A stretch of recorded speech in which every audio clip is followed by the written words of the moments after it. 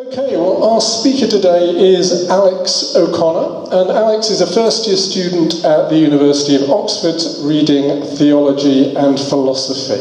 It's funny, they always say reading, don't they, on university challenge rather than studying, but anyway, so one of those old-fashioned terms. Alex is an ex-Catholic, he's an atheist, a science enthusiast and an advocate for secularism. His YouTube channel, which goes by the name of Cosmic Skeptic, has got 250,000 subscribers. You may be one of them. So I'm absolutely delighted that he's agreed to speak to us today with a brand new talk which will go into video, and no doubt that will be uploaded to his channel, which will give us some publicity as well, as long as he stands in front of the Dorset Humanist sign there. So will you please give Alex a very warm welcome.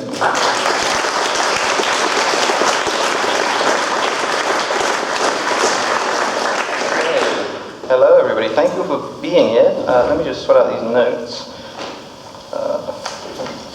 Yeah, thanks for all coming out. It's nice and reassuring to see so many of you here, especially to talk about something that seems to be such a specific issue as ethics. I want to present some philosophical ideas that I haven't really spoken about before, and I hope that I'm essentially hoping that we can get towards or move towards something that resembles objectivity in ethics, and in determining what we should be doing, how we should be behaving, and how we can make sense of terminology like that, if there's no objective basis for these kind of things, like in some kind of God or religious tradition. So I've spoken quite a bit about morality before on my YouTube channel, which, as David says, some of you may be subscribed to, and hopefully all of you will be eventually at the end of this evening. I've spoken about morality before, and I've been very critical of the idea that you can ground it in any kind of objectivity, the idea that you can have, that you can say as a matter of fact that certain things are good or bad, or that you should or shouldn't do them. And I've had conversations with my friend Stephen Woodford, who runs another YouTube channel, and we've publicly discussed it, and it's been something that people have just not wanted to stop talking to me about. And Stephen recently came to Oxford, because these conversations that we had got far more attention than I ever would have thought for talking about morality. Stephen came to Oxford, and we spoke privately about our ideas, and we've essentially come together at this point, and we now roughly agree. And so I'm hoping to kind of explain where I'm at the moment. Hopefully it's a view that Stephen will be able to eventually endorse. But it's changed, essentially, from what I've spoken about in the past. So this is a good opportunity, and I'm glad we're filming it, because I can put it on my channel, and finally I won't have to keep updating people. So there are a few steps to this, what I'm going to have to do to convince you, hopefully, or at least open you to the idea that there can be such a thing as objectivity in ethics, or something that resembles it. There are some stages in the arguments, and these might seem totally unrelated, but they're actually really important, and they will come together at the end.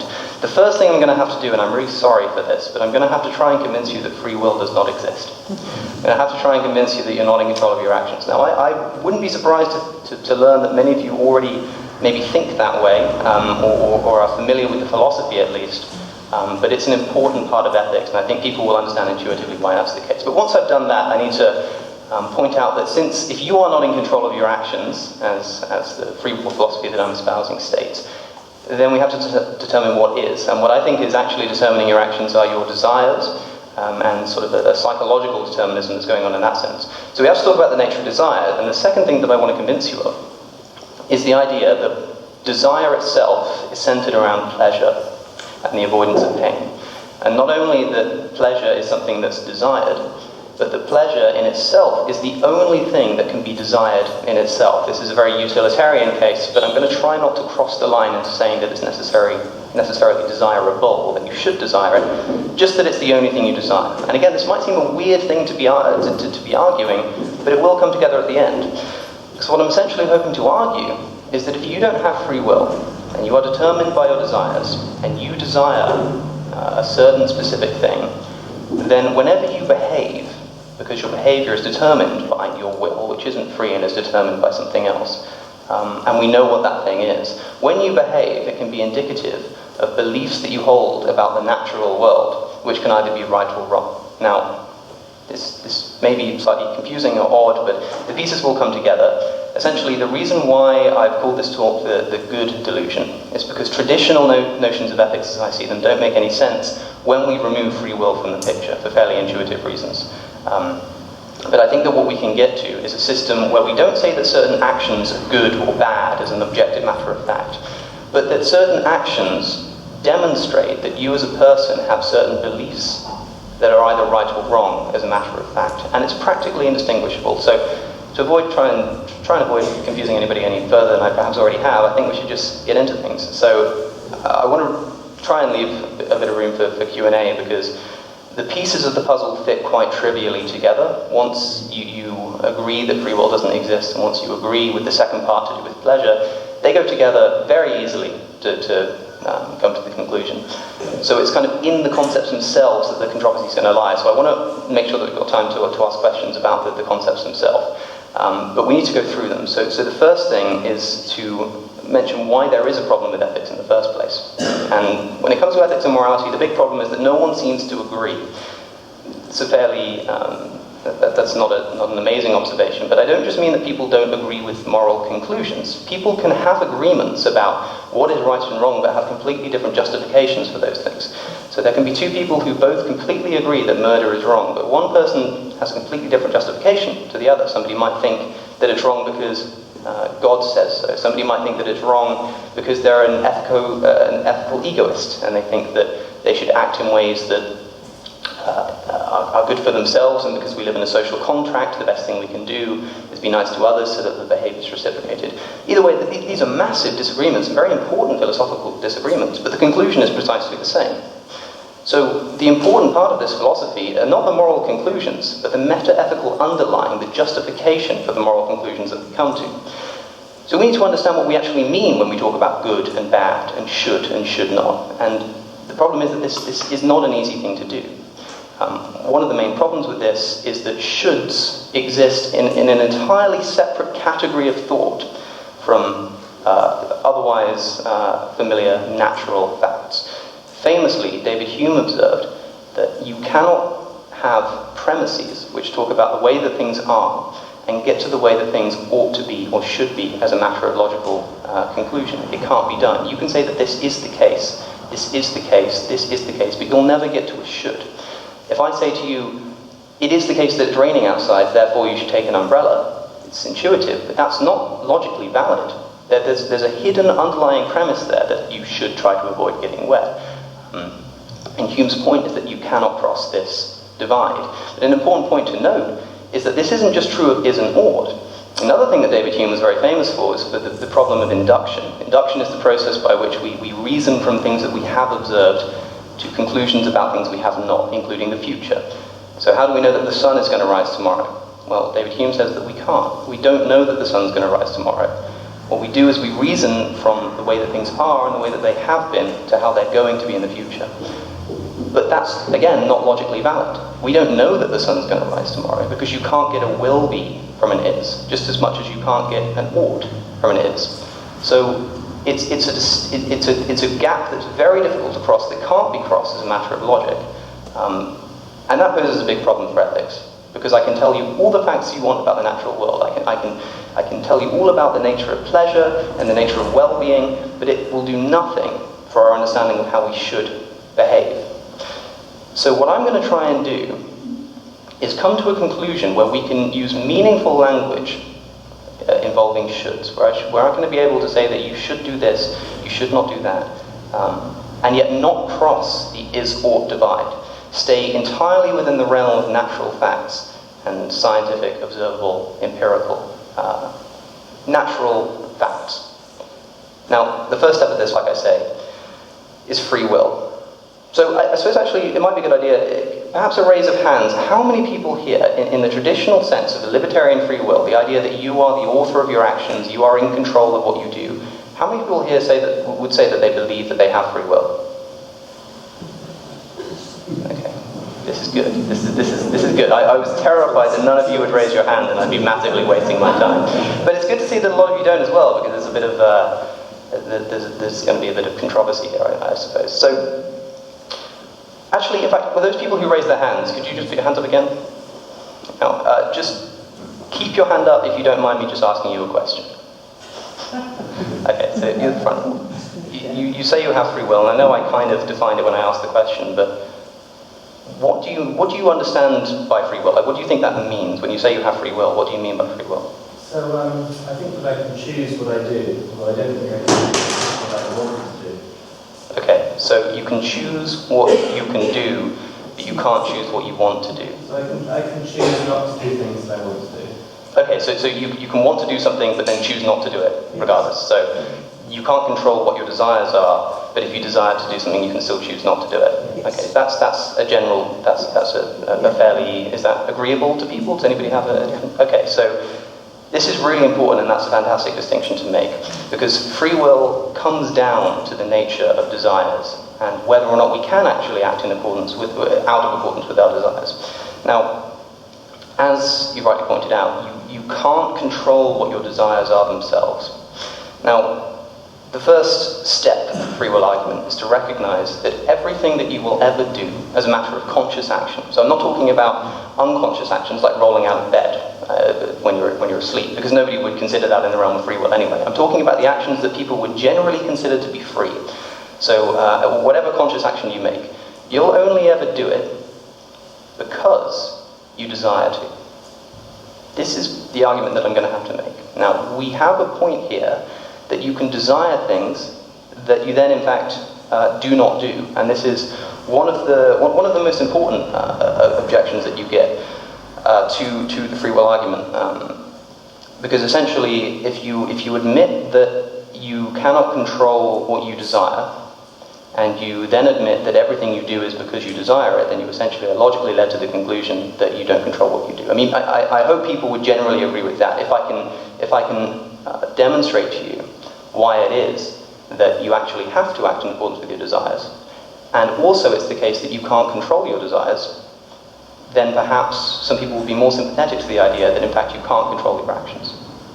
So it seems that the sticking point is going to be this nature of desire. Now, what does it mean to desire to do something? That's a difficult question, but when we're talking about an instance where you desire to do something and yet you don't, perhaps you could give me an example of something that an example of desiring to do something and yet still not doing it. Sleeping in when I should be going to work. Okay, sleeping in when you should be going to work. So you wake up in the morning and you sleep in, and you know that you should be going to work, and you want to go to work, but you still decide to sleep in. Okay, so examples like that. And examples like, the opposite is true as well. So you want to do something but you don't, but it's also the case that you don't want to do something and you do. Like if you don't want to go to the gym, but you still do, you force yourself to do it. These are examples where it seems that you are acting out of accordance with your desires. But we have to think about what we actually mean here, because, for instance, take the gym example. You don't want to go to the gym, so why do you do it? Why do you actually force yourself to go to the gym? Well, it's like, okay, I don't want to go to the gym, but I do want to be healthy. Okay, well, why does your desire to be healthy outweigh your desire to not go to the gym and be lazy and eat junk food? Are you in control of that? Are you able to decide which desire is stronger? Bear in mind, the only reason that you actually force yourself to go to the gym is because you desire your health. If you didn't desire your health, then you just wouldn't go to the gym, because you don't desire to go to the gym. But even though you don't desire to go to the gym, because there's this other conflicting desire, and you do want to be healthy, you do. And it's only because that desire exists, and because it's stronger than your desire to stay at home and be lazy, that you go to the gym. So why is that desire stronger than the other? Do you have any control over that? Well, you simply don't. If you're lying in bed in the morning and you wake up and you think, I want to go to work on time, but then you also think, but I also quite like to sleep in. Okay, you've got two conflicting desires there, and the only possible reason that you could decide to stay in bed is because the desire to stay in bed is stronger than the desire to get up to work. Now that could be irrational.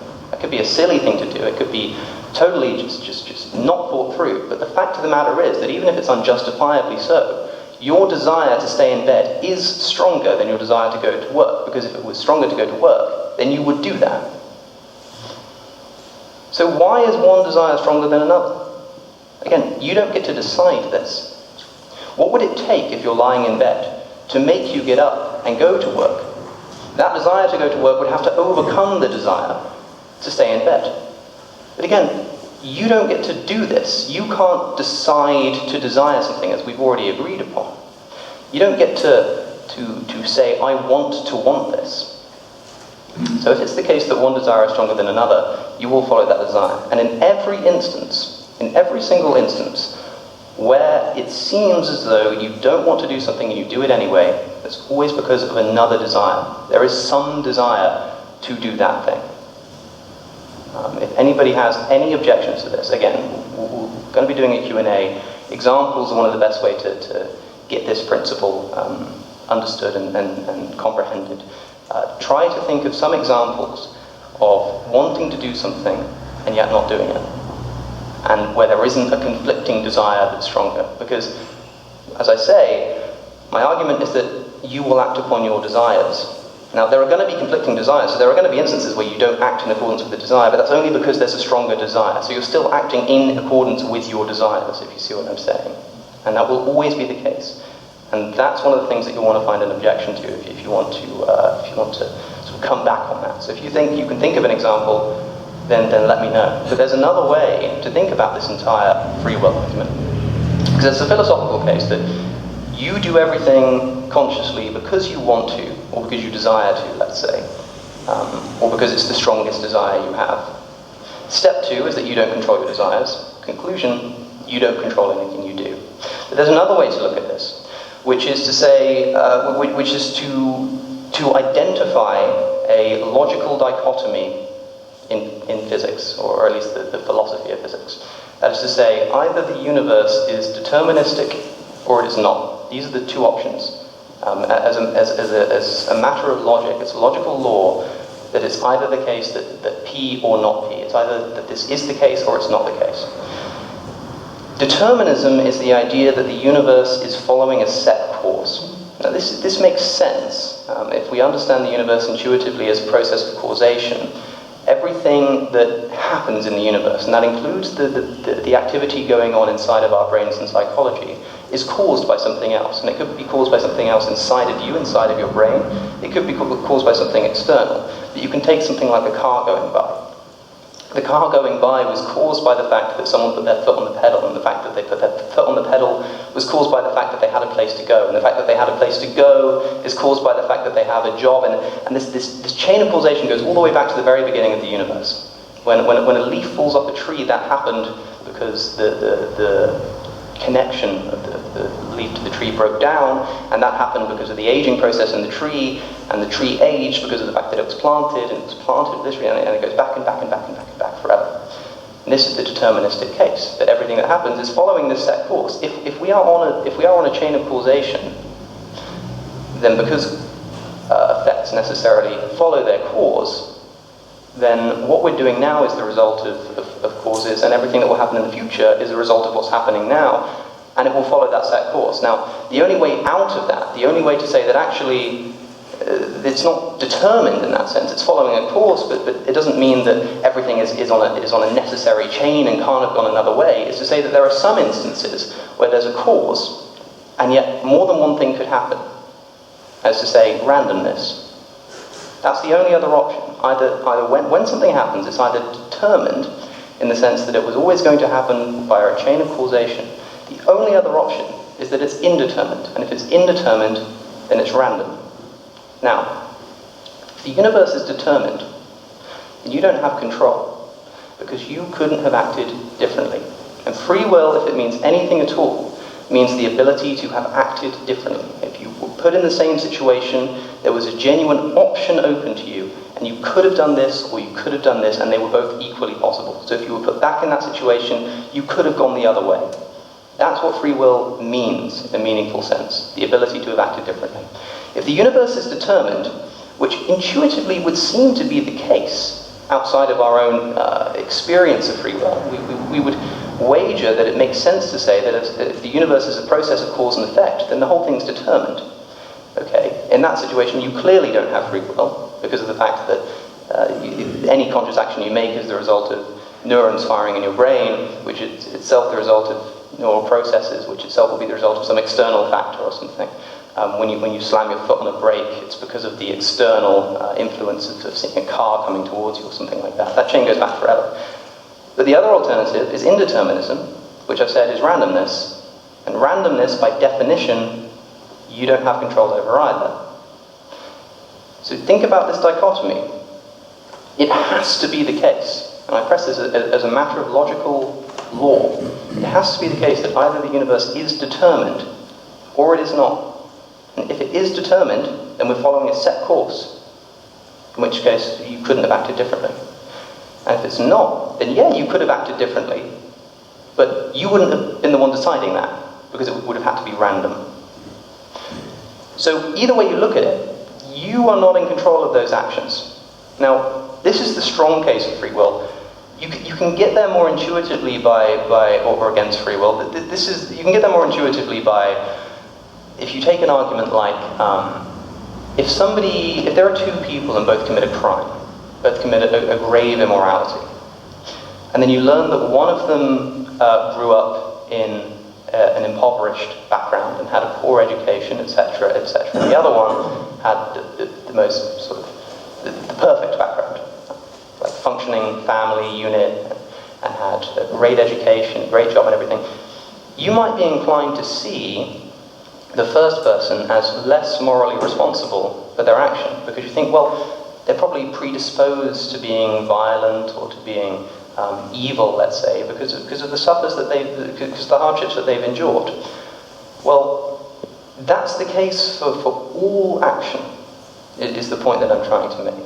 Because if you discovered that your friend, who is a perfectly agreeable person in every situation, perhaps your best friend or a parent or someone that you know, were to commit a crime that's just unspeakably bad. They go and murder a family, let's say, and you are just floored by this. You think, I don't understand how this person could have committed this crime.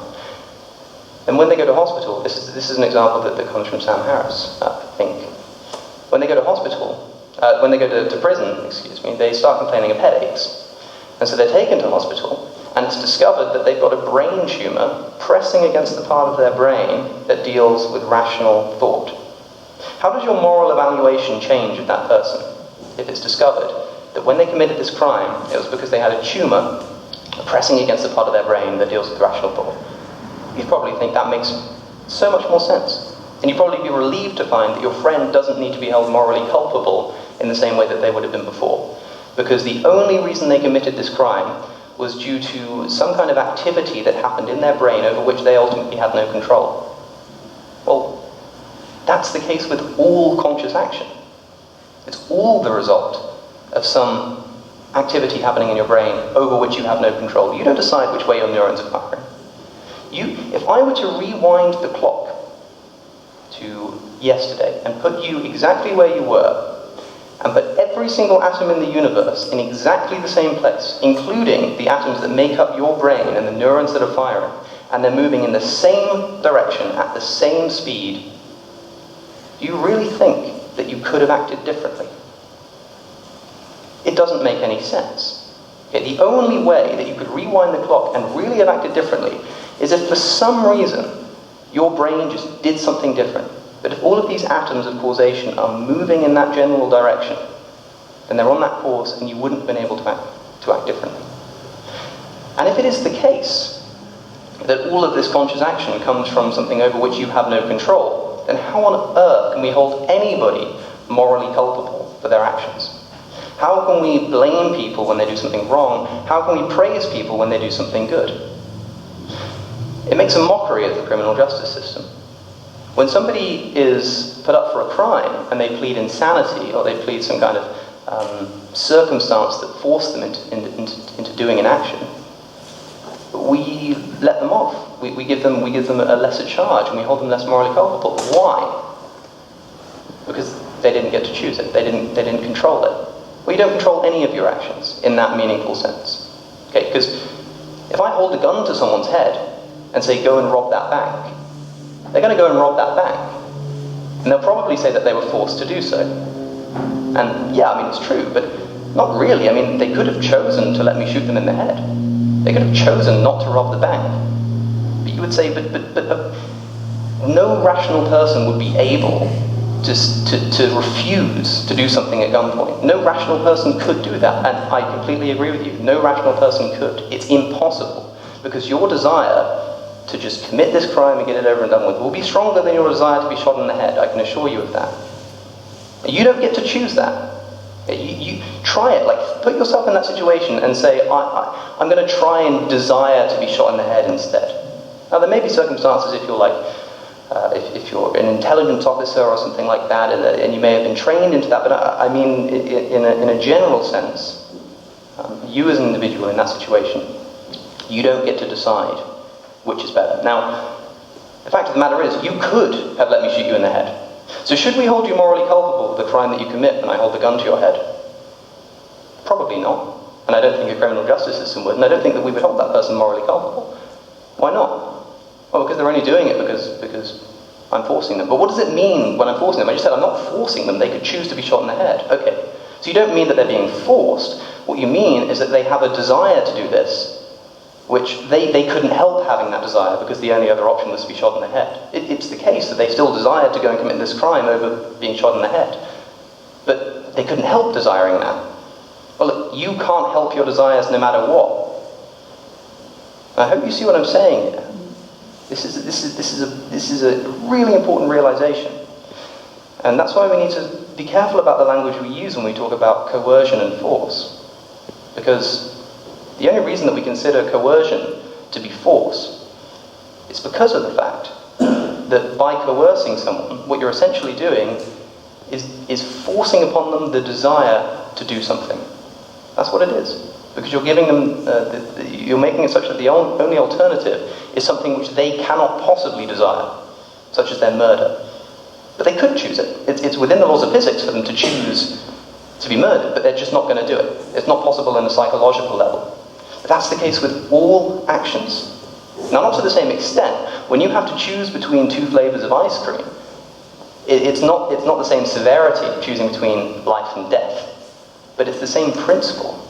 Okay, in the same way that you can't decide to want to be shot more than you want to commit the crime. You can't decide to want chocolate more than you want vanilla. It can't be done. And I hope you see now why it actually does make sense to think in terms of everything that you consciously do being due to your desires. Because, yes, there are cases where you seem to act out in accordance with your desires, but that's only such as in the situation when you go and rob the bank. You don't desire to rob the bank, but you desire not to be shot. So you are still acting in accordance with your desires. Now, there is one tiny, perhaps get-out clause that people have tried to come up with, and it's called compatibilism. And it is, how shall I say this, nonsense. It has a strong tradition in philosophy. It comes, one of the earliest thinkers to propound it was Thomas Hobbes. Thomas Hobbes, for instance, defined free will, or he said that a person's freedom consists in no stop in doing what he has the will, desire, or inclination to do. Stanford Encyclopedia of Philosophy defines compatibilism in the following way. It says that freedom of the sort that's pertinent to moral evaluation is nothing more than an agent's ability to do what she wishes in the absence of impediments that would otherwise stand in her way. Compatibilism is the view that, yes, you can't choose your desires, but as long as you're able to act in accordance with your desires, you're still free. Now, this is the intuitive way to think about free will. Because a lot of people would define free will as just the ability to do whatever you want. Well, of course, you can do whatever you want. And the compatibilists say that that's all that matters. All that matters is that whatever it is that you're doing, it's determined internally. It may be determined. You may have no control over that deterministic process. But as long as the cause is internal to you, as long as the cause is psychological and comes from you, the agent, it doesn't matter. Like, you are still the author of that action, and that's what makes sense. Well, okay. So there are a number of problems with this. The first is to say that even if you say that you are the origin of the causation of the the action that you committed. If you're saying that it's determined, like, who cares where it came from? Like, yeah, it may have come from inside you, but it could have come from my liver. Like, it doesn't actually make a relevant difference, the fact that it came from inside of your brain, if you didn't choose to make it come from inside of your brain. It may as well come from my big toe. But secondly, there's an important point to be made about the idea of compatibilism. And the reason it's called compatibilism is because it's the view that determinism, the deterministic universe, is compatible with free will. So compatibilism assumes determinism and says that it doesn't matter because as long as the cause is internal, who cares? Well, causation is a chain. It doesn't have a start and stopping point. Okay? If something is caused internally by your psychology, that itself, that cause will have been caused by something else. And you go back far enough, and it will take you outside of the human mind. Peter van Inwagen has a good point on this. He brings up the idea of untouchable facts, as he calls them. He says that, let's say, for argument's sake, that there is a relevant distinction to be made between facts that originate from inside of your brain and facts about the universe that are outside of you. And he says that untouchable facts are the facts that exist outside. The fact that, for instance, 10 million years ago, the atoms in the universe were arranged in X formation. That is an untouchable fact, and nobody, even the people who agree that free will exists, even the compatibilists, nobody would argue that we have any control over that. Like, everybody can agree that that's completely out of the picture.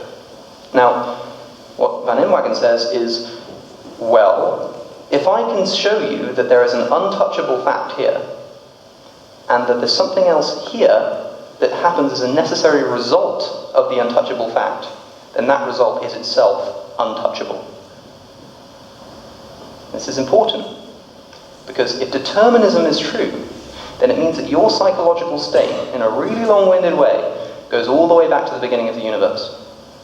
So the only reason that things in your brain and things in your psychology and things in your environment are the way they are now is because of this deterministic process that stretches back to 10 million years ago, and the atoms were moving in the right direction to create the Earth, well, it's longer ago than that the Earth was created, but to create you and to ensure that you would be here thinking the things you're thinking now.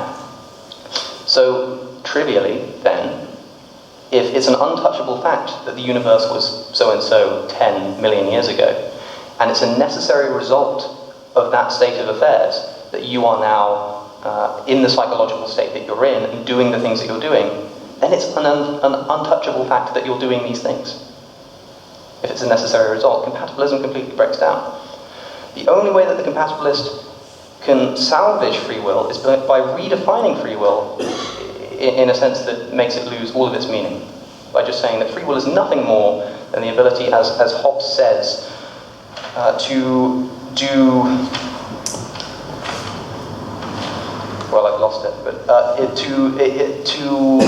to be free is to find no stop in doing what he has the will, desire, or inclination to do.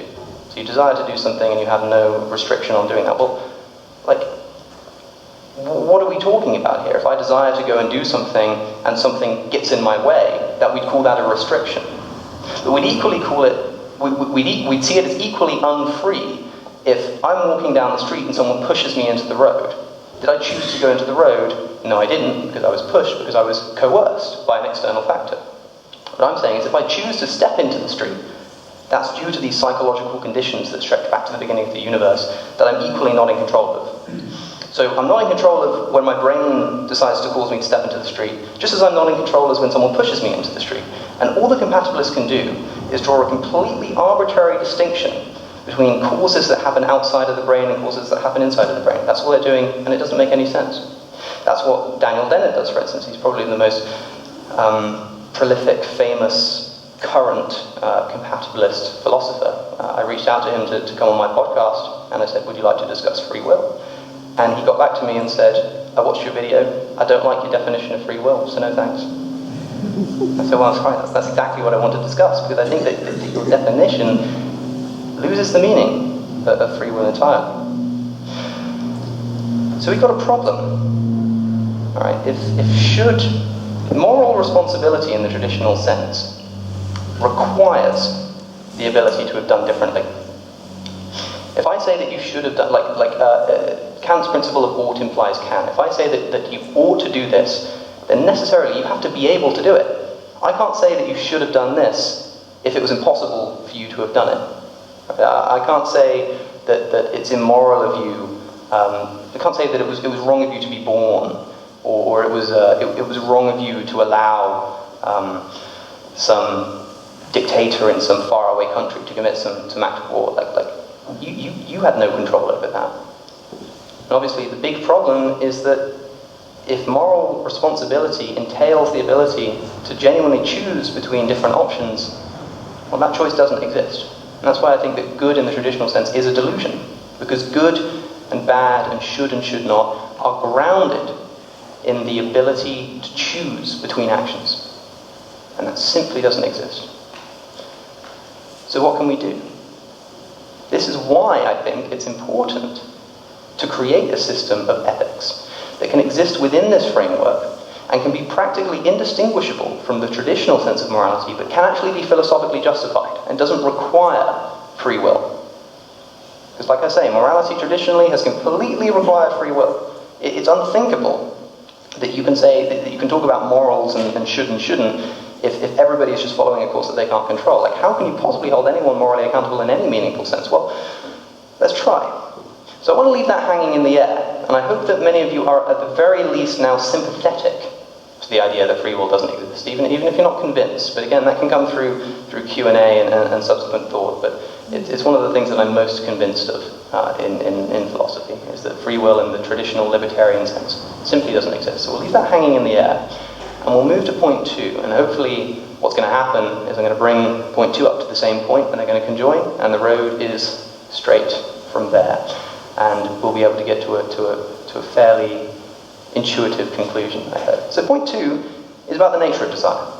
Because my argument is, of course, that everything that you do is based on your desires. Whatever is your chief desire, whatever is your strongest desire, which you don't get to control, that's what you'll act in accordance with. Okay, so what do we desire? Well, obviously we desire many, many things, or at least it seems that we do, but I'm going to argue that we don't. I'm going to argue that there's only one thing that in itself is desired, and that's pleasure. Now, pleasure is a difficult thing to define. I like to define it along the vein of Derek Parfit, who says, essentially, pleasure is what is by definition wanted when being experienced, just as pain is by definition not wanted when being experienced. That's all that pleasure means. Now, when I say that I desire to have a meal or something, it's not strictly true that I desire to have a meal. I desire the pleasure that I'm going to derive from getting that meal.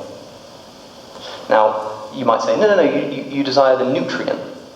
Well, I don't desire the nutrients. I desire the pleasure that will come from being well nourished. And we have to think about, I'm not talking about pleasure in a trivial sense here. Like, pleasure, the word itself is used quite promiscuously. I mean pleasure in a very strict sense of just being what is wanted. Now, or not what is wanted, because that would be just defining, I'd say that you desire what you desire, which is just a tautology, but pleasure itself, so let's take another example, for instance, like if you desire to go for a run, there could be a multitude of reasons for this. Like, you could desire the pleasure that you get from the actual activity of running, you could desire the pleasure that you'll get from living a healthy lifestyle, or whatever it is, but you don't desire the run itself. The only thing that you actually desire is pleasure, and everything else that you desire is just a means to get pleasure, to achieve pleasure. Now again, you run into the problem where it's like, we seem to desire things that aren't in fact pleasurable. Now this is the biggest objection to this point. It seems like trivial to suggest that everything you do is just because you want to, because it brings you pleasure. Like, that's just a trivial point to make. And the trivial objection is, well, obviously we desire things that aren't pleasurable. And there are two kind of versions of this. The first is when we desire something that we know is not pleasurable, and we think it will bring us some other benefit, so we do it for virtue's sake, let's say. And we know that it's not going to be pleasurable, but we desire it anyway. The second version of this objection is that we get it wrong. We desire something thinking that it's pleasurable, but it's actually not. Now, we can take both of these in turn. So the first point and the most difficult point is the apparent fact that we can desire things that aren't pleasurable. For instance, going to the gym, we desire to do that even though it's not pleasurable. Or virtuous behavior is another example of this, when you put yourself in the line of fire or something like that. Like, it seems that you know full well that that's not going to bring you pleasure, but you're going to do it anyway. Okay, well look, virtue itself is based in pleasure. People derive pleasure from living a virtuous lifestyle. And pleasure itself as well is the antithesis of pain. Pleasure can be thought of in terms of the avoidance of pain. So, if you are, one of the most difficult problems for the idea that pleasure is the only thing that is desired, and this, by the way, is the view of John Stuart Mill. Mill takes it a step further, we'll get to that in a second, but he has to make this case to make his utilitarian case, because utilitarianism is based on pleasure, just as this ethical framework is. And he has to make this case. And one of the biggest problems that comes to people who espouse this utilitarian view is the example such as the soldier jumping on a grenade. You're in a room and the grenade comes into the room, the soldier just throws himself on the grenade to save his fellow man. There's no way that can maximize his pleasure. He's not doing that because of the pleasure that it brings him. Well, yes, he is. There are a few ways around this. The first way around it is to say that he could be acting out of like reflex as a matter of his training. If you are trained to habitually put yourself in the line of fire, then you're doing something out of a matter of habit. If I habitually, fiddle my fingers or flick my nose or something, then it's, again, because of the free will component, we didn't really choose to do that. It's not something that it just kind of happens. It's like a reflex. But that's perhaps too easy. Okay, so let's say that this soldier actually makes the conscious decision. He looks at the grenade and thinks, I'm going to throw myself on that grenade. Well, why does he do it? Because of the virtue of doing such. It's like knowing that it won't be pleasurable. Well, there are two ways, again, to understand this situation of the soldier throwing himself on the grenade and still having it in terms of pleasure. The first is to take the Aristotelian view that this soldier is choosing a momentary, intense pleasure over a lifetime of a duller pleasure of living. But I think the more sensible way to look at this is that, like I say, since pleasure can be defined in terms of the absence of pain, that soldier, as a virtuous human being, and that's not a compliment, that's a matter of his psychology that he doesn't get to choose. Like, he is just a virtuous person who derives pleasure from being virtuous. If he didn't throw himself on that grenade, then he'd live the rest of his life in guilt. And that's pain. Again, pain defined strictly in terms of pleasure and pain in the utilitarian sense. It's not like a physical pain or a pang or something, but the pain of discomfort and the pain of guilt.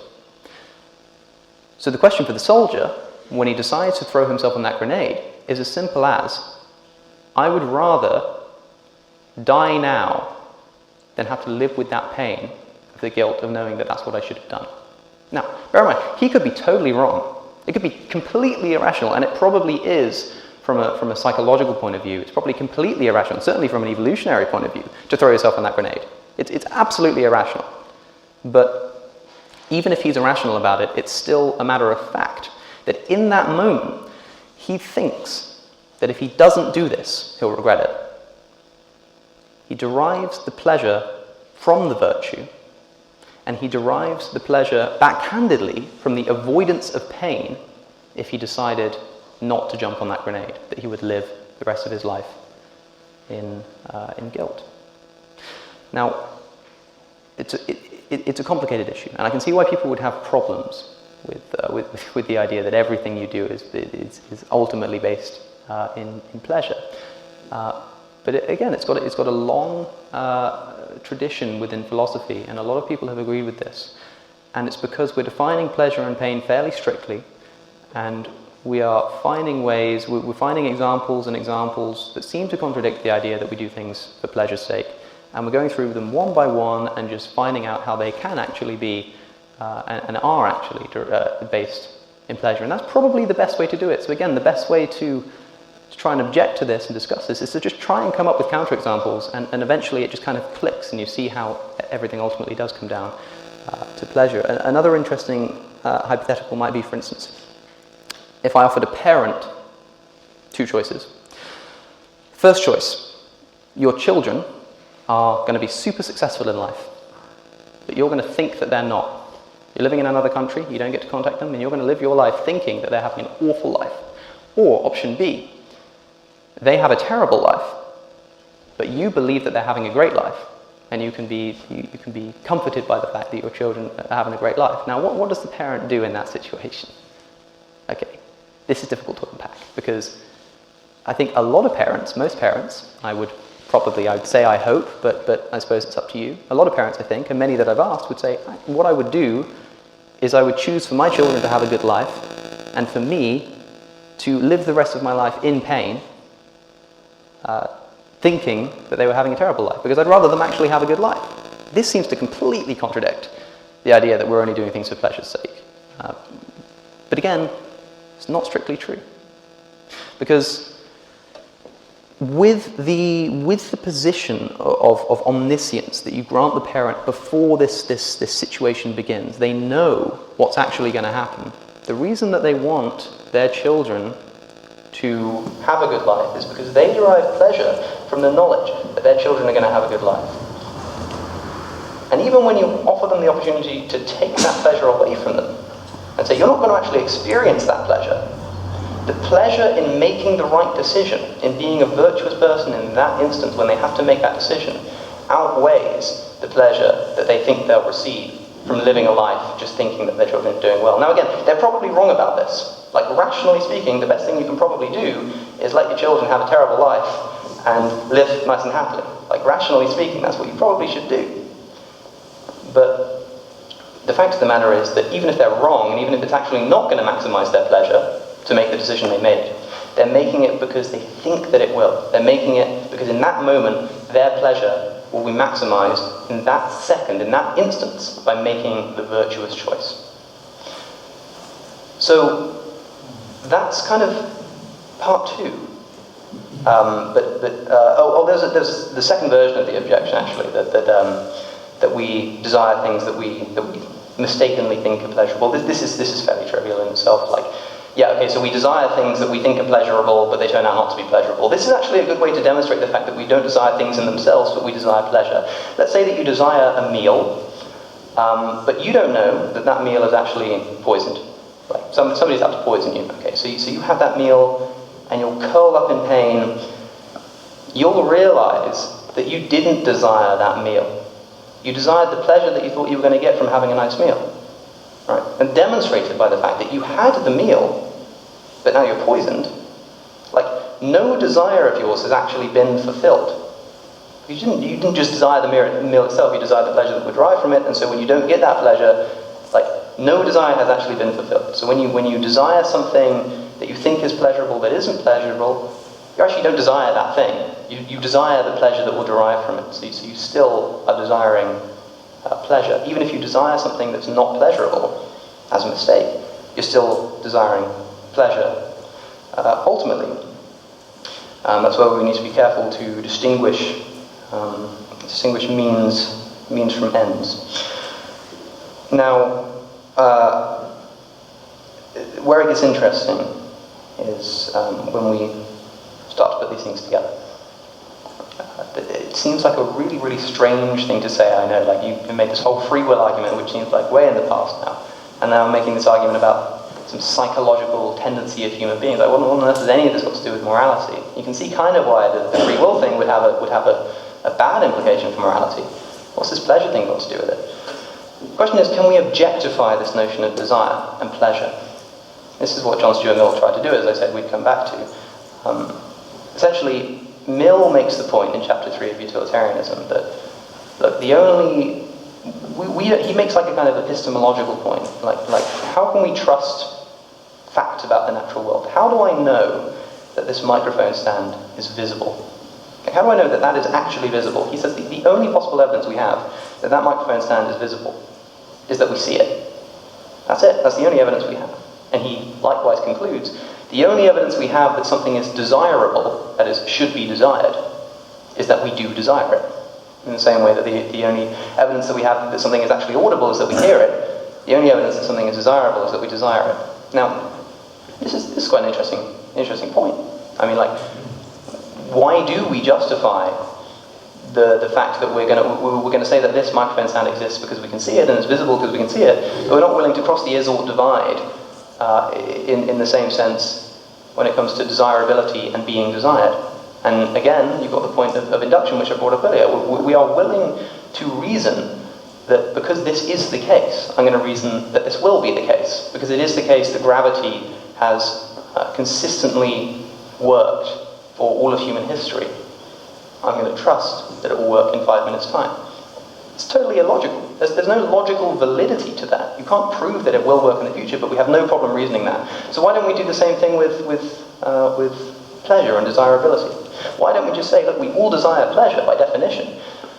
So why don't we just say that it's desirable, that it should be desired? Like, it's the same thing. Like, sure, we all subjectively just agree that pleasure is desired. There's no objectivity to it. We just subjectively feel, as a matter of opinion, that pleasure is good. Like, we all think pleasure is good. Well, we all think that our senses work. We all think that the sun's going to rise tomorrow. Nobody knows it. But because we all agree, like everybody agrees that induction is accurate. Everybody just subjectively agrees that they can trust their senses. They just feel that way. They're convinced of it. And so we say that it is. Induction is accurate. And gravity will work in 5 minutes. And the sun will rise tomorrow. Why don't we just do the same thing with pleasure and desirability? We all agree that pleasure is good in the sense that we've defined it. So why don't we just say that it is? Now, look, you can do this if you want. And I don't think it's unreasonable to do so.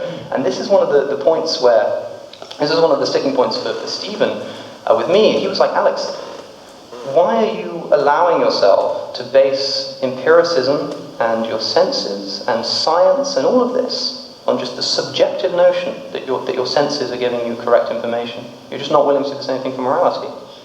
And, you know, it's a good point. It is an inconsistency. And so it's an argument I'm sympathetic to just objectify the ethics in that sense, but that would be cheap of me to have you all here and to just say, well, we may as well objectify the ethics. No, I want to offer another alternative, which is a way to objectify ethics without crossing the is-ought divide, without crossing from is to will be, without crossing from today to tomorrow, without crossing from is to ought. We're going to stay in the realm of is, and we're going to get something that's practically indistinguishable from ethics. So, how does this work? Well, let's go through the steps. So, okay, what are we trying to determine here? You do action X, whatever it may be. And we want to determine, is that action right or wrong? That's ethics. Right and wrong behavior, right and wrong action. You do X, are you right or wrong? So, why have you done X? Well, we know from the arguments that we've just kind of put forward that you're doing X because you think it will maximize your pleasure. Like, as a matter of fact, like, I know that the reason you are doing this is because you think it will maximize your pleasure. Like, necessarily. Because the free will argument states you only do what you are determined by your desires. The pleasure argument says that you ultimately can only desire pleasure in itself. So I know that anytime you do anything, you think, even if you don't realize it, that that's going to maximize your pleasure. Pleasure is a state of consciousness. It's measurable.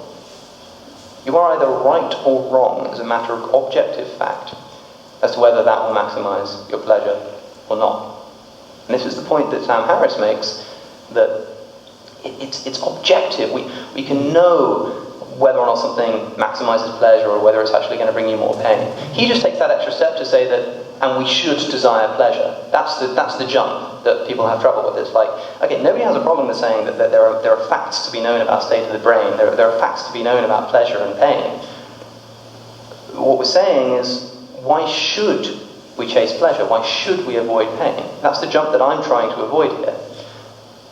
So if it's the case that you are doing something, that you doing something necessarily indicates that you believe something about the natural world, which it does, because you doing an action necessitates that you believe that that action will maximize your pleasure, then that action indicates a belief that you hold that is objectively either correct or incorrect. And more than this, you believe that in such a way that if you're wrong, if you do an action, necessarily that means that you think it will maximize your pleasure. If you're wrong about that it won't maximize your pleasure, the only way that you can correct your belief is in such a way that would make you act differently. Because if you corrected your belief about the natural world and you realize, actually, this isn't going to maximize my pleasure, this is going to maximize my pleasure, then necessarily, because you're determined by your desires and you desire pleasure, you will do this. You must do option 2. So every time you commit an action, you are necessarily indicating a belief that you hold that is either right or wrong in such a way that can only be rectified by acting differently. This is practically indistinguishable from ethics. But what we have here is not a situation where I'm saying certain actions are right or wrong. So if you go and do something, I can't say that that thing itself was wrong. What I can say is you doing this indicates a belief that you hold that is wrong, that can only be rectified to be objectively true in such a way that would require you to change your action. Because if I did rectify that, and I showed you what was true, that this is going to maximize your pleasure, then you would have to do that. So this is indistinguishable from ethics. It's a long-winded way of doing it. It's kind of like an agent-based ethical theory. We're not talking about the actions, we're talking about the person. Agent-based ethical theories have, again, a long philosophical tradition, but not quite in this sense. Because you'll notice that we are staying in the is category. What I'm saying is that it is the case that you doing this action means that you think it will maximize your pleasure. And it is the case that you are wrong about that. And it is the case that if I corrected you, and you believed, and you believed me, and you became correct yourself, you would act differently. So you're wrong in such a way that can only be rectified by you acting differently. That is indistinguishable to me from saying what you're doing is wrong, change it. But you don't have to involve any kind of ought. You don't have to involve any kind of should. It stays in the realm of objectivity and scientific empiricism. Take an example. Rape is wrong. Okay, so if somebody rapes, they do it because they think it will maximize their pleasure, necessarily. That's a belief that they hold. And it's necessarily indicated by their action. And that's why I have to press the free will point, and that's why I have to press the pleasure point, because we can now know that if somebody does this crime, we know as a matter of fact that because they are determined by their desires and because they can only desire pleasure, they must think that that's going to maximize their pleasure.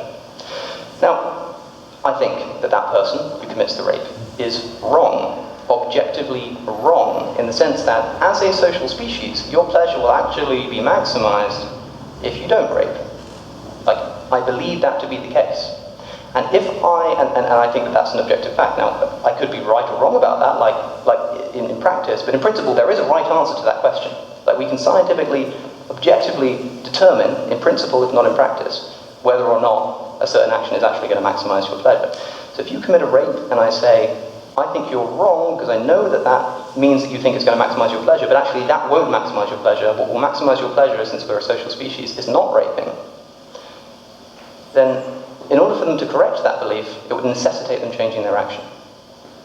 But again, there's no should involved here. So, again, it's important to note that we could be wrong about this. I'm not making a point to say that because of the arguments I've construed, we can know whenever you commit an action if you are right or wrong, because we might not actually be able to work out what's actually going to maximize pleasure. It's difficult to measure the point of the brain. The fact of the matter is that there is a correct answer, even if we can't yet get to it because we're sort of technologically limited or whatever. That answer does exist, and it is a matter of objectivity. So rightness lies not in the act. It's not that the action you're doing is right or wrong, it's that the action indicates a belief you hold that's right or wrong, in such a way that if you're wrong, you can only become right in a way that will make you act differently. So, what about language? How can I say, without crossing the is-ought divide, I still want to be able to use ethical language like should. It's useful, right? So how can we do this? How can we make it truly indistinguishable? Well, what do we mean by should? I don't know what you mean by should, but when I say that you should do something, what I tend to mean is something along the lines of, if you could see things the way that I saw them, you would. When I say, you should go and help that person across the street, it's like, man, if you could see things the way I'm seeing them right now, you'd go and help that person across the street. Now, if I say to this rapist, you shouldn't do that, what I mean is, look, if you could see things the way I saw them, you wouldn't do that. That's a fact. Because if that person saw, as I see, that this action will not maximize their pleasure, then by definition, they wouldn't do it. So I say you should do this. I mean, if you saw it how I saw it, you would do this. That's a fact. And we haven't crossed any is-ought divide in the traditional sense. We are still within the realm of is. When I say, if you press that button, the car should start, what I mean is, according to my understanding of the natural facts of the universe, and the laws of physics, and the state of affairs as they exist right now, when you press that button, the car will start. I say the word should to indicate the fact that I could be mistaken. And when I say that you should do this action, when I say you should give to charity, I mean that according to my understanding of the natural facts of the world and how things are in the state of affairs, including the psychological state of your brain, you would, if you saw it the way that I saw it, you would. When I say you should do this, in the same way that when I say, if you press the button, the car should start, I mean, I think that it will start. When I say you should do this, I mean, I think that you would do this, if you saw it the way that I saw it, which you would, and that's a matter of fact. Now there are some objections, like what if this leads us to uncomfortable conclusions? What if it is just the fact that genuinely we do derive, like there is a person who would genuinely derive more pleasure from committing an evil act than not committing the evil act? What if that we just find that that is actually the case? Well, unfortunately, like that would be an unfortunate conclusion. But the fact is, if it is true that this unfortunate conclusion would actually maximize their pleasure, then because of the free will argument, they have no choice but to do it anyway.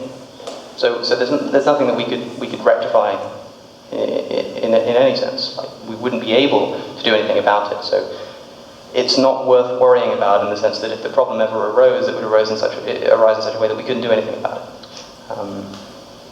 Now, some people would just accuse me of just rehashing the case for hedonism, like the utilitarian case, that pleasure is the basis of morality. Like, wow, big shocker, right? But no, because again, I'm not crossing this is-ought divide. I'm not saying that because we desire pleasure, it's therefore desirable. I'm saying we desire pleasure, and I know that all of your action indicates a belief that you hold about what will maximize pleasure, and you can be right or wrong about that. There's no should involved there. The only other point you can make against this is another kind of meta-ethical case, which is to say, let's say that you're someone who does believe that there is such thing as objective good and bad, like a divine right or something, a divine code. What happens if our desires are inaccurate? What if we desire what is bad? What if pleasure is bad, according to whatever objective definition of good and bad you come up with? Well, once again, the fact of the matter is, even if we desire things that are bad, the fact that we desire them means that we have to do them as a matter of the free will argument. So, I'm afraid that there is just no way around the fact that if we all desire pleasure, which we do, then that has to be the basis and motivation for our action. And we can talk about right or wrong in terms of pleasure and in terms of the facts about pleasure. But if we're wrong about that in some kind of meta-ethical sense, like, there's nothing we can do about that. It's impossible, because we have to be determined by our desires. But also, it doesn't matter. It really doesn't matter, because we all subjectively agree that pleasure is good. So if we act in accordance with that, no one's going to be bothered. So, finally, it's worth pointing out that this actually applies to not just moral things, like helping a person across the street or giving charity, but any action. If you take a sip of water, it's because you think that in that instance it's going to maximize your pleasure. And you're either right or wrong about that. Like, you can talk about this right or wrongness in terms of any action you do. When you open a car door, or when you step with your right foot first instead of your left foot first, whatever it is, because this is conscious action driven by your desires, and your desires are always linked to pleasure, you can say of any action that it indicates rightness or wrongness. This might seem like it's not ethical. Well, look, it's not ethics. This talk is the closest we can get to ethics. Because yeah, it applies to all instances of action, but that includes the moral ones. And who cares, man? Like, if you open a door, like, who cares if it maximizes your pleasure? Like, who cares if that indicates a belief that you're right or wrong about? Like, no one cares. Like, you can work it out if you want to, but it's not a big deal. But if you commit a moral act, if a political leader needs to make a decision, if you need to make a moral decision, if you need to choose how to bring up your children, something of that sort, then we do care. And that's when we make the calculations, and that's when we try to work out what will actually maximize our pleasure, and we can objectively say that that makes you right, wrong. And you can be right or wrong about anything, but the only sense that we're going to care is when that applies to what we've traditionally thought of as moral goods. So look, you've got this traditional conception of good and bad, which is a delusion, because it requires the ability to do otherwise, which isn't there. Simply not there. That tradition of good and should is a complete delusion. But we can use the same language and mean something that is practically indistinguishable, and yet have it grounded in an objective basis that not only doesn't require free will, but requires that free will does not exist. So when people have an existential angst, when you bring up the free will thing, and then they suddenly realize, like, my God, morality has collapsed. Well, no, it hasn't. You can keep doing things exactly the way you were doing them before. Use the same language you were using before. Condemn the same things you were condemning before. Say that the same things you thought were good and bad are still good and bad. But you just justify it differently. And so when I said at the beginning of this talk, one of the big problems of ethics is that people will have the same conclusions, but that's not the interesting part. The interesting part and where the disagreements lies in the justifications. Well, here's your justification. That solves that problem.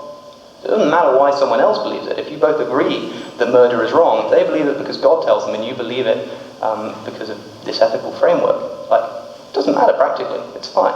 But you can kind of rest assured knowing that you can justify that opinion, you can justify that decision as an objective fact without having to cross the or is divide, and without having to have some delusory concept of free will. So, I think, given that we're beginning to run out of time, I'd like to open it up, should there be any questions.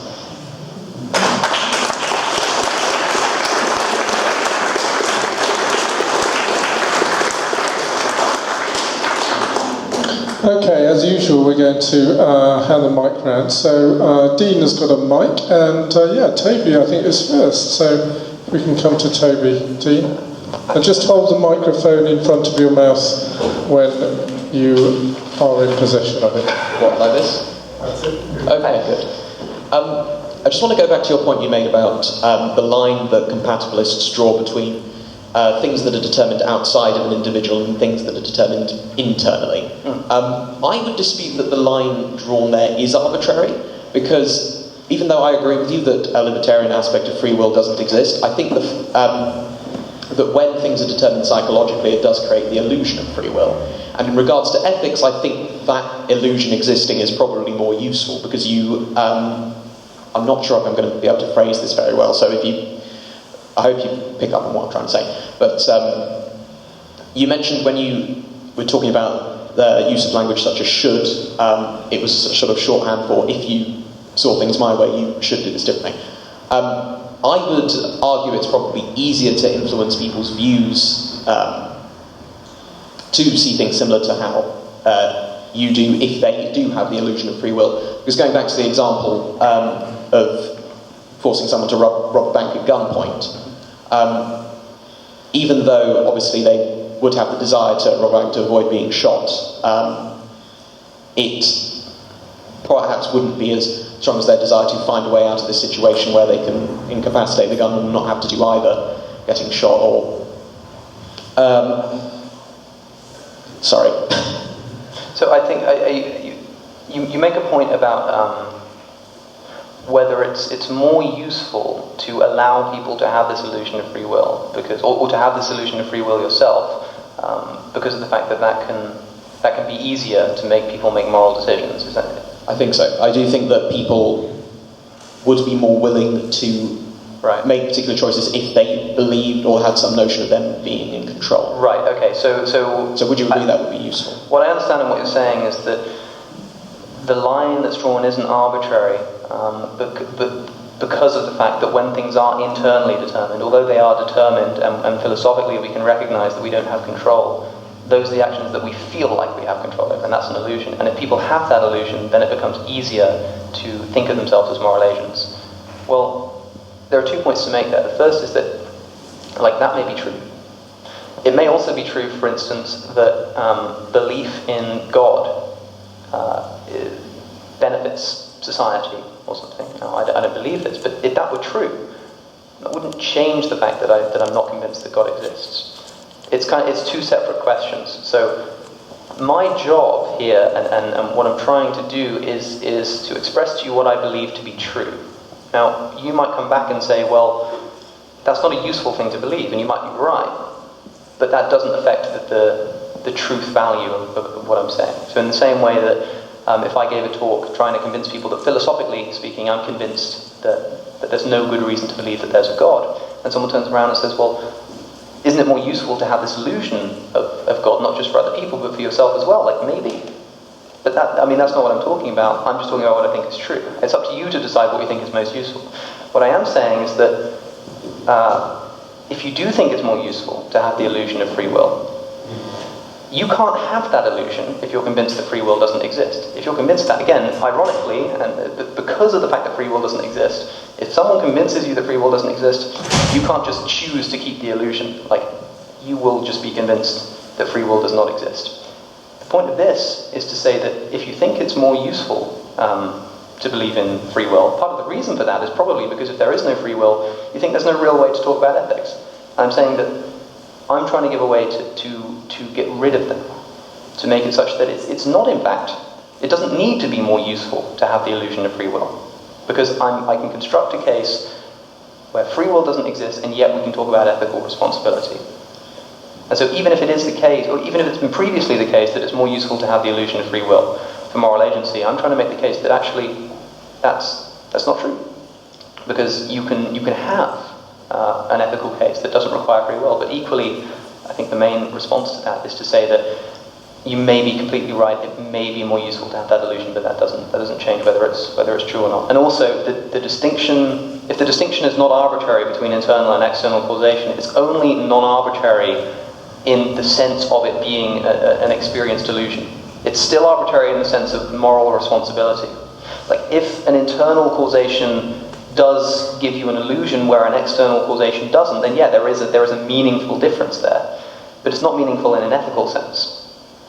Because if there were two external causes, one of which caused someone to believe that they were choosing to commit a crime, and one of which caused someone to just commit the crime, we'd say in both cases they're not morally responsible, because it was determined by something external.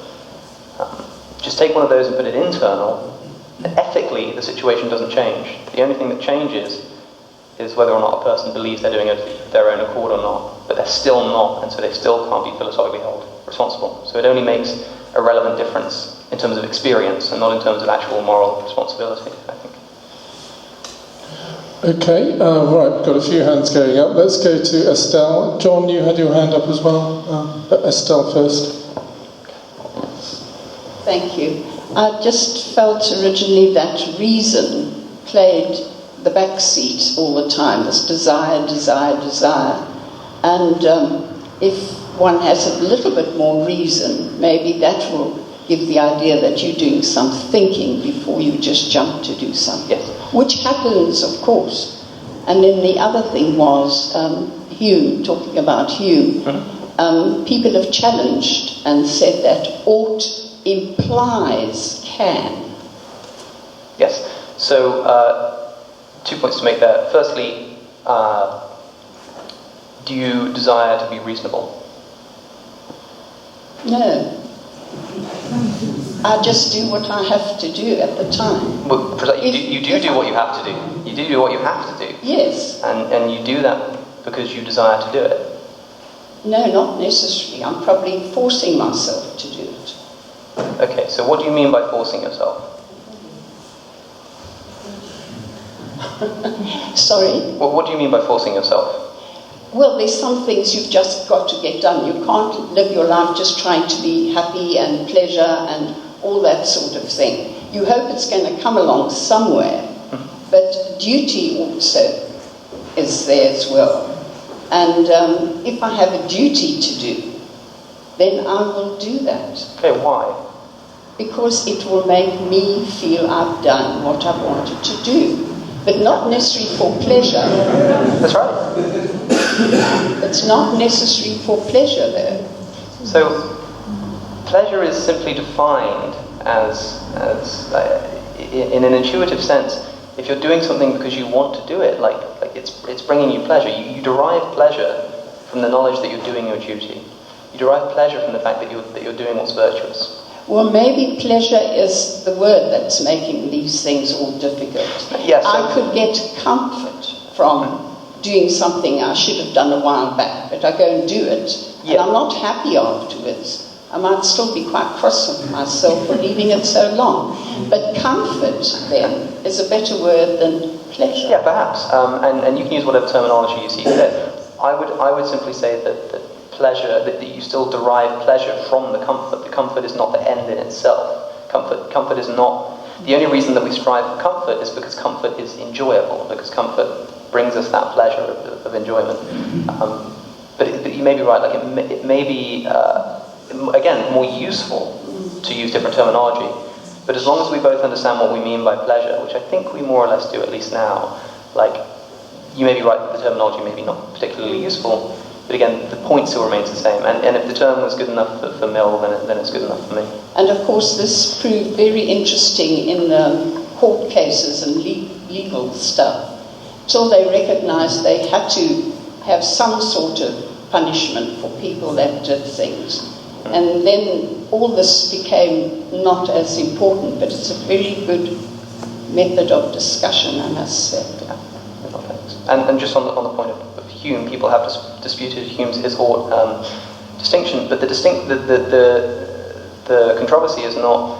So you seem to suggest that ought implies can, which is a principle that comes from Immanuel Kant. Well, I read somebody said that, yeah. Yeah, so these are actually two separate issues. So ought implies can is not a response to the is-ought distinction. It would be more something like ought implies is. That would be a response. It would be a nonsensical response. But if you had some conception that ought implies is, then yeah, that would contradict the idea that there can be no cross between is and ought. But you can't say, oh, people ought to fly. If they can't, right? Yes. So ought implies can is true. Yes. That's not incompatible with the is ought problem. So the whole point is that because ought implies can, if there is no free will in the libertarian sense, then because you had to do whatever option you chose, that's what we mean by there being no free will, you had to do option A, you couldn't have done option B. We can't say you ought to have done option B because ought implies can. And if you couldn't do B, then we can't say that you ought to do it. So it's perfectly compatible. And ought implies can exists in a different conversation to the is-ought distinction. So you could say... Estelle, I'm just wondering if we can let other people have a chance. Okay. I'll be around for a bit afterwards. Okay, thanks. Yeah, John, did you have your hand up? No. Okay. Let's come to Peter. Or the person sitting next to Peter, sorry. I just wanted to know if you believe that there is no such thing as a selfless act. Because in the instance about the soldier throwing himself, so is there no such thing as bravery either? So because he doesn't have time to... The fact that you said that he doesn't have time to think could be to do with his training, but it could also be that he doesn't have time to have a negative thought. So he's driven to a positive action. Possibly because he just wants to do the right thing? Yeah, so I don't think there's such thing as a selfless act in strict terms. That is to say, I don't think that it's possible to do something consciously that doesn't benefit you in some way. And we can explore that, but so you say like the soldier could be doing it out of bravery. Well, again, why be brave? there is a certain enjoyment that is derived from the knowledge that you are acting virtuously in accordance with bravery. So there is no such thing as a selfless act? I don't think so. And I can demonstrate it perhaps with the following thought experiment. And this might not work, it hasn't worked for everybody, but it's worth reflecting on. I wish I could tell you where it came from. For me, where it came from was some conversation in a pub with a physics and philosophy student before I was studying at university. We were just talking, and out of nowhere comes the question, would you rather kill an innocent person and then immediately forget about it? Or not kill an innocent person, but live the rest of your life thinking that you had? Just think about that for a second. What do you think you would rather do? Now, the immediate response is, oh, obviously I'd rather let the person live, I'll take the hit. Like, no. Nobody in their right mind is really taking that option. Now, again, you might do, I would argue that it would be irrational to do so, and I think that if you are honest with yourself, and again, not everyone's going to agree with this, but if you're honest with yourself, I think, or at least you can at least sympathize with the people who would say that actually, like, I'd have to live the rest of my life not thinking I'd killed this innocent person. I couldn't live with that guilt. And if you do agree with that, I think that demonstrates the fact that there really is no such thing as a selfless act, because that would be an example of a selfless act. The selfless act would be choosing to allow that innocent person to live, but live the rest of your life thinking that you'd murder them, assuming that you're a moral person who would get some guilt from thinking that you killed them. So if you think, so that would be an example of a selfless act. But I would even wager that even if you chose to do that, even if you really said no, and you stuck with your guns and said, I'm doing that, I'd still say that that's because when you're making this decision, you have the knowledge of the whole situation, and you're going to take pleasure from the fact that you're acting virtuously by making that decision, if you see what I'm saying. What about the rights of the person? What about you don't have a right to take another person's life? Yeah, so Mill does this really well in utilitarianism, that his final chapter, because justice and the issue of rights is such an important, seemingly like difficult or contradictory notion to the idea of utilitarianism and other pleasure-based moral theories, that he devotes an entire chapter to justice and rights. And he essentially concludes, and I'm sympathetic to this argument, that rights themselves are based in pleasure. Now, it may be the case that this is the common arguments against utilitarianism, and they can apply to this ethical framework as well if it's all about pleasure, are things like there might be an instance where it is genuinely more pleasurable for someone to commit a bad act. Like there's the example of the organ transplant, which some of you will be familiar with, where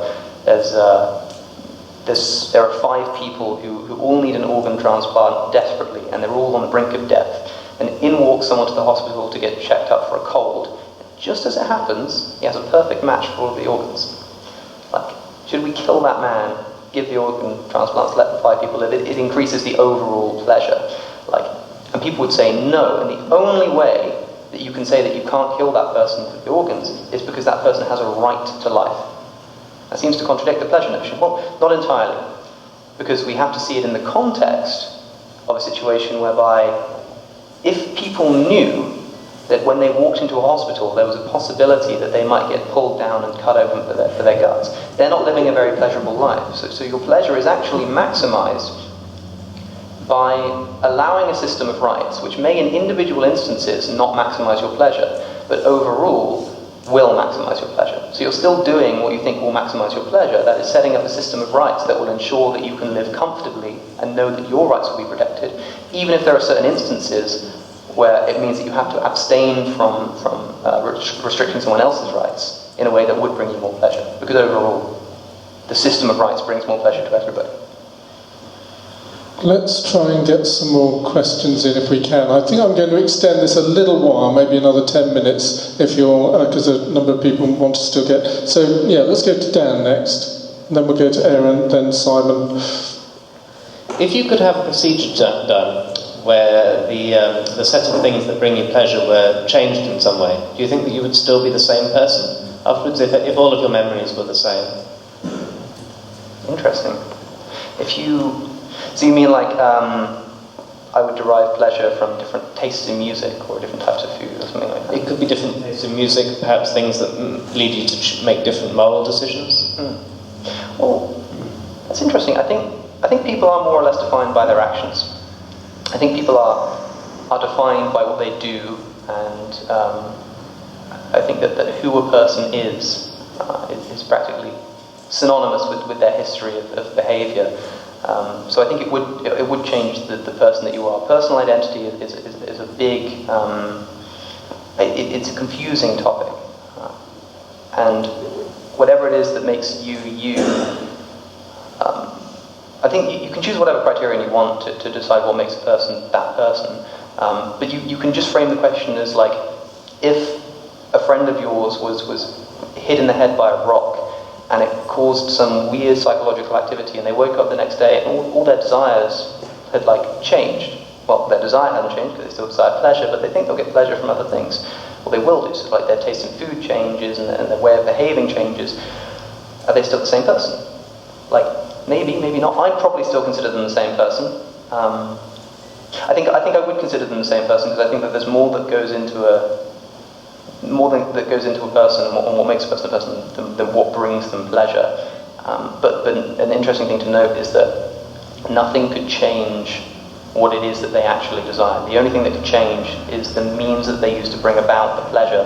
The fact that they desire pleasure itself would never change. That's an interesting. I'll have to think about that one. I think I'd come down on the side of saying that yeah, they're the same person. But like it depends how differently they're acting. Like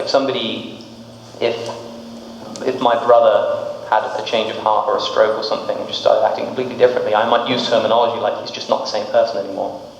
And you can take that to mean what you will. Like he's still the same person physically, but it makes sense to see them as a different identity. Yeah, let's move on if we can. Let's go to Aaron next. Thank you. I think it's quite nice to know that my desire and pleasure taken from not eating vegetables is a good thing after all. The question is, if we're in a lifeboat, the lifeboat holds 100 people, we've got 110 people in there, and we're going along, and there's 50 people in the water. The virtuous thing would be to rescue them all, but we'd sink the boat. What do we do?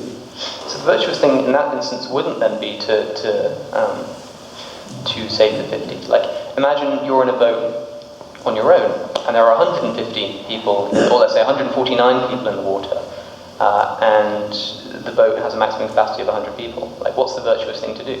It's to pick up 99 people. The virtuous thing to do isn't to pick up everyone, because that would sink the boat and everyone would die. The virtuous thing to do is to pick up 99 people and ensure that you have maximised the saving of lives, and you've maximised the pleasure there. So in an instance where you're going past, and there are 150 people, and there are people in the water, like, morally speaking, that it's kind of arbitrary which people are in the boat and which people are outside of the boat. Like, they all, presumably, if we're presuming they were just innocent, there's none of them are like murderers or rapists or anything like that, then yeah, it becomes arbitrary, in which case the virtuous thing to do is probably to just sail by, because of the fact that the thing that nudges it slightly in favour of the people who are already in the boat is, again, this culture of rights, of the fact that we were here first, so we get to stay here. But that's only a very slight thing. But because it's completely arbitrary which people are deserving of the life there, that is enough to nudge it in that direction. But it's virtuous. It's perfectly virtuous. Just sail by. It's just about the maximisation of survival and pleasure. Let's just come to Simon, and then I think I'm just going to take two more. Yes, Johan, and then Peter, and then I think we'll have to draw things to a close. Can I ask you a couple of questions following on from the discussion with the lady Estelle, the lady in the blue sweater? Can't promise I'll answer them. I'm sorry? Can't promise I'll answer all of them. Well, they're about your theory. Yeah. Can you allow that any action cannot be pleasurable, given that how you defined pleasure?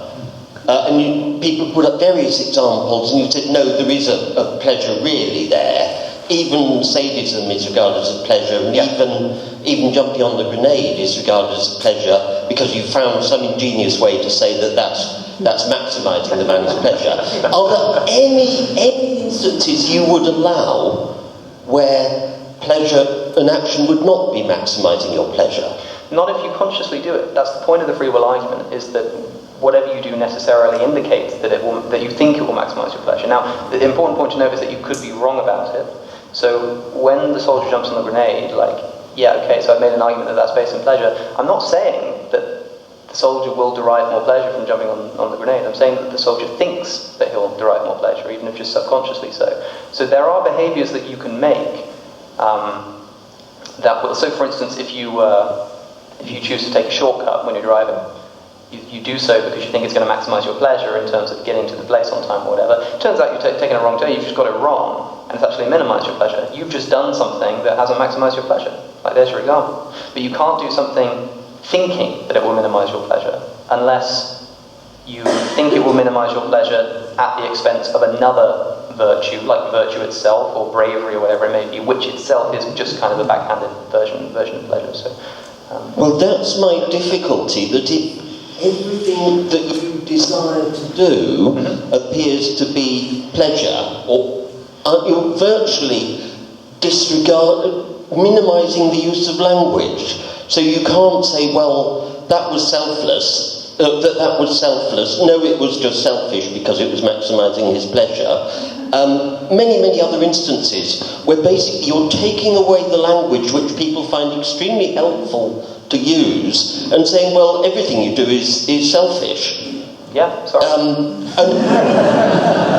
Well, in that case, hadn't your theory all it's really achieved, unless you're going to, in part 2, you're going to show us what it achieves, all you've done is reduce the language to, well, you've impoverished our language. So what we've done is there is a redefinition that's taken place, I think, with words like should, for instance. I'm trying to get people to understand the word should in a different light.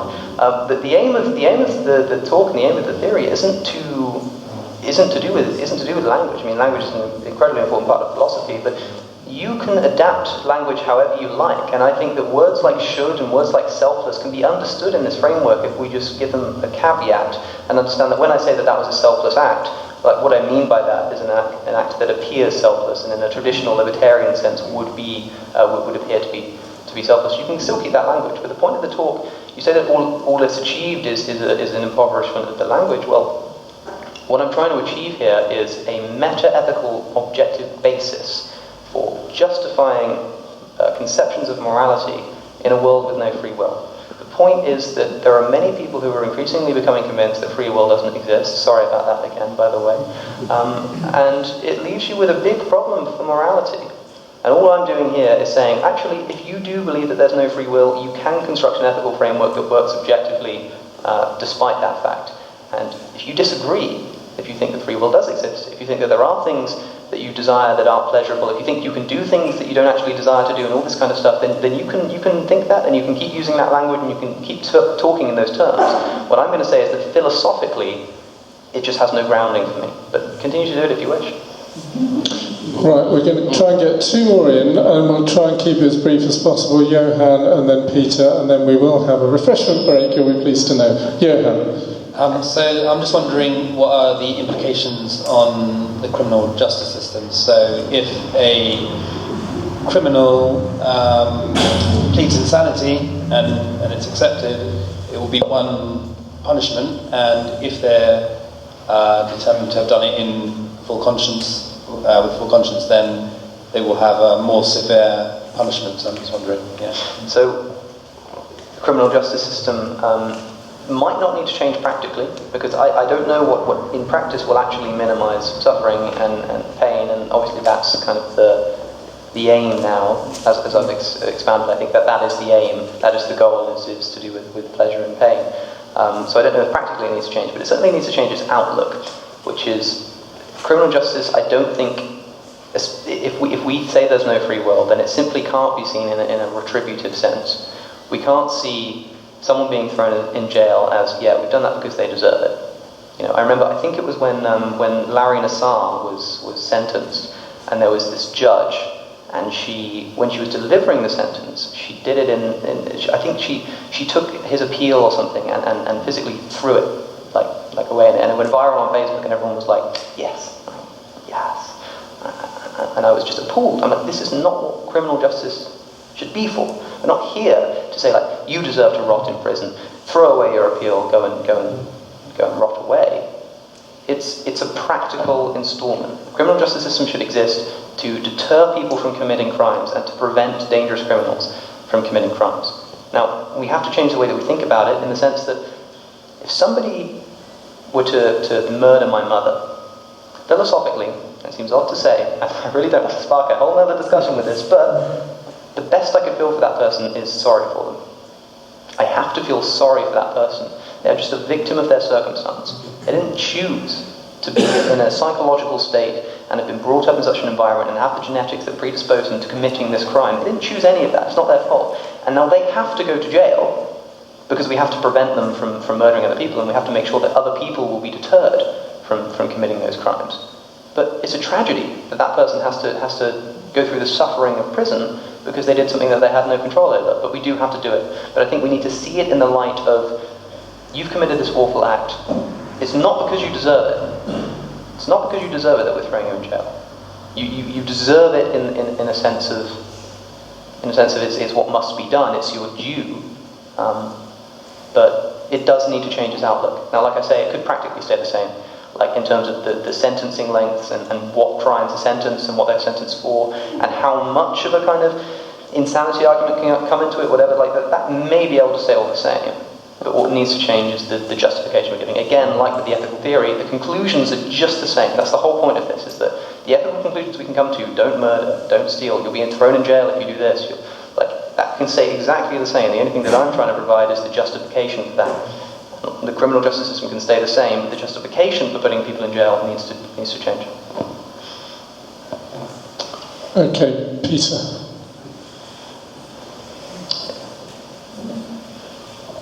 Thank you. Really engaging talk. I'm so glad I came. Thanks very much. There's half a dozen points on which I'd like to interrogate you further, but I'll just throw a couple up. Towards the end, you gave the example of a rape situation where you could say, if you saw the world as I do, then you would not do that. And that's a kind of objective sort of statement. Yeah. And I was imagining you saying that to Genghis Khan. And I can imagine him coming back with exactly the same retort. And if he had some sort of ability to see the future, he would know that millions of people in Asia now carry his genes. So if his aim was to be genetically successful, then he would clearly say that factually your perspective was misguided. But that's just an aside. The thing I wanted to kind of share with you was, I got a sense that you were downplaying the value and role of habit in moral behaviour. Now, we know that one line of Aristotle's thinking was that you develop character. If you want people to behave in a moral way, then it's a process of character development. And that also connects in with training and with habit.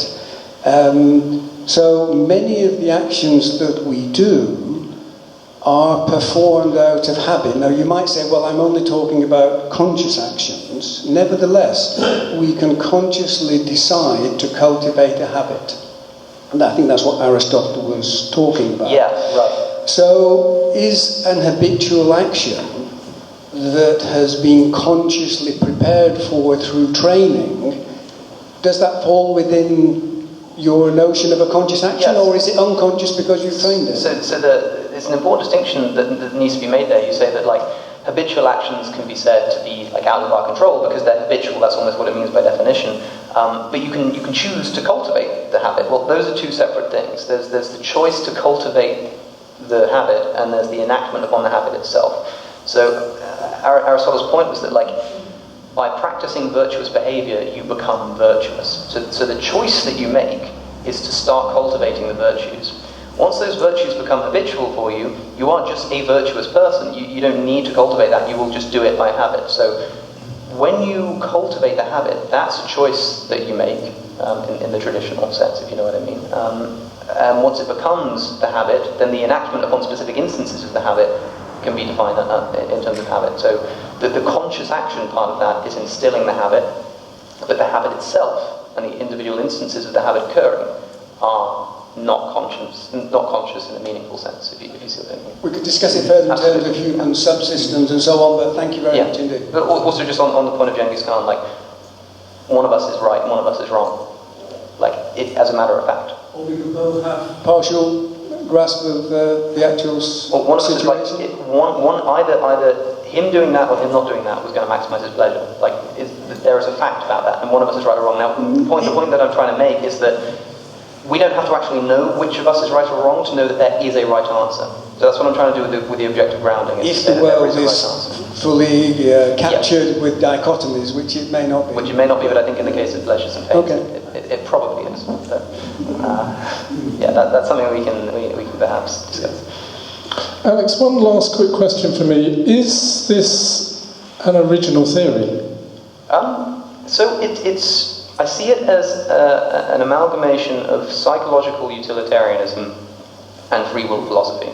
These were two things that I was thinking about separately and in completely separate spheres. I spent a lot of time thinking about free will. It's obviously not my own. There's a long tradition of talking about free will with Hobbes and Hume and Bertrand Russell and Sam Harris. All these people have talked about it, and I just engaged with that literature and became convinced free will doesn't exist. And that gave me a kind of moral existential panic. But separately from that, I was studying utilitarianism, and specifically Mill's version of utilitarianism, and I became fairly convinced of his arguments surrounding pleasure and hedonism in the psychological aspect. I didn't agree with him jumping the Azor divide, but I agreed with the psychological hedonism, the idea that you only that you only desire pleasure. I just didn't put them together. That's all I'm really doing here. So it's not an original theory in the sense that the components have been endlessly discussed. But I think the conjunction they just need to be put together and then to allow for a redefinition of terms like should in light of that. And I think that simple coming together is enough to completely change the way that we think about ethics. That's what happened to me. I was brushing my teeth one day and I don't know what it was, suddenly I realised that these fit together. Yeah. And I just sat down at the computer and started writing, and I've been writing for months and months and months since that original, like, hold on, you only desire what's pleasurable, you only do what you desire, and you only desire pleasure. It just suddenly just clicked. And it was just putting them together. So it's original in a sense. Okay, well, I'm going to call this new theory, this new conjunctive theory, Connorism.